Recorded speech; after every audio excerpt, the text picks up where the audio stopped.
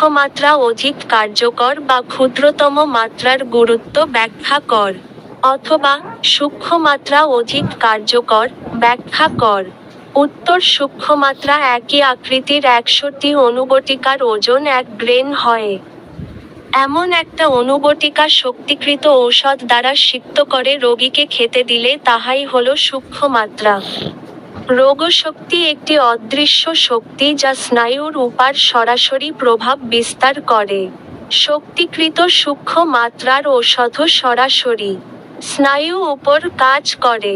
রোগ শক্তিকে ধ্বংস করিতে রোগ শক্তির সমপরিমাণের চেয়ে কিছু বেশি ঔষধ শক্তির প্রয়োজন হয়। ঔষধ শক্তির অবশিষ্ট শক্তি তখন জীবনীশক্তিকে আক্রমণ করে। ফলে লক্ষণের বৃদ্ধি পায়, যাকে হোমিওপ্যাথিক বৃদ্ধি বলে। এই বৃদ্ধি যদিও অল্প সময় স্থায়ী হয়, তথাপি ঔষধের মাত্রা যত ক্ষুদ্র হবে হোমিওপ্যাথিক বৃদ্ধিও তত অল্প সময় স্থায়ী হবে।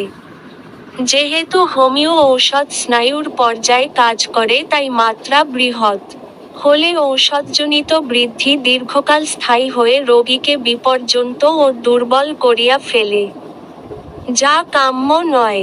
সুতরাং সূক্ষ্মমাত্রাই অধিকতর কার্যকর। 35